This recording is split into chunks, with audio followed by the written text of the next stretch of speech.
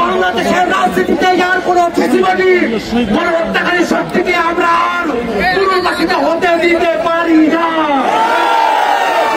সম্মানিত উপস্থিতি, অন্তর্বর্তীকালীন সরকারের কাছে আমরা দাবি জানাই, বাংলাদেশে যে গণহত্যা সংঘটিত হয়েছে, সে মানবতাবিরোধী অপরাধ সংঘটিত হয়েছে, সেই অপরাধ খুনি হাসিনা, তার দোসর এবং তার দল আওয়ামী লীগ সকলের সম্মিলিত শক্তির কারণেই বাংলাদেশে গণহত্যা সংগঠন করা সম্ভবপর হয়েছিল।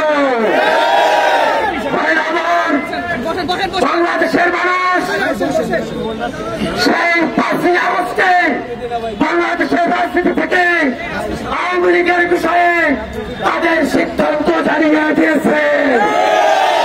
সেই আওয়ামী লীগকে বাংলাদেশে যদি কোন দেশি বা বিদেশি শক্তি পুনর্বাসনের চেষ্টাও করে, বাংলাদেশের ছাত্র জনতা রাজপথে দাঁড়িয়ে তা প্রতিহত করবে ইনশাআল্লাহ।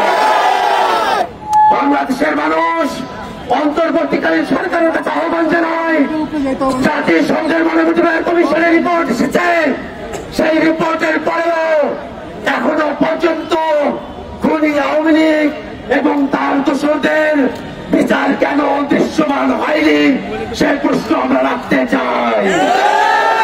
অতি দ্রুত খুনি আওয়ামী লীগ এবং তার দোসরদেরকে বিচারের আওতায় নিয়ে আসতে হবে এবং যতদিন পর্যন্ত বিচার কার্যক্রম চলমান থাকবে, ততদিন পর্যন্ত বাংলাদেশে আওয়ামী লীগের কোন সাংগঠনিক রাজনৈতিক কার্যক্রম চলতে দেয়া হবে না।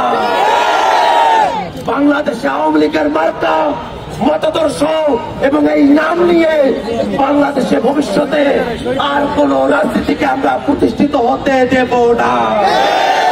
আমাদের হাজার হাজার ভাই রাজপথে জীবন দিয়েছে, আমরা লক্ষ লক্ষ ভাইরা তৈরি আছি, প্রয়োজনে আমরা আবার জীবন দেব, কিন্তু আওয়ামী লীগকে পুনর্বাসিত হওয়ার কোন আলাপকে আমরা বাংলাদেশের মাঠে প্রতিষ্ঠিত হতে দেব না।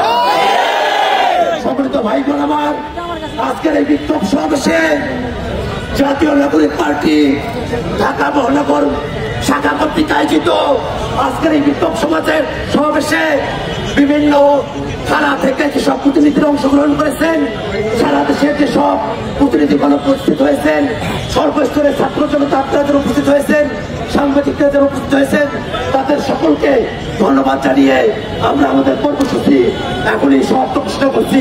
ধন্যবাদ সকলকে। ইনকিলাব জিন্দাবাদ।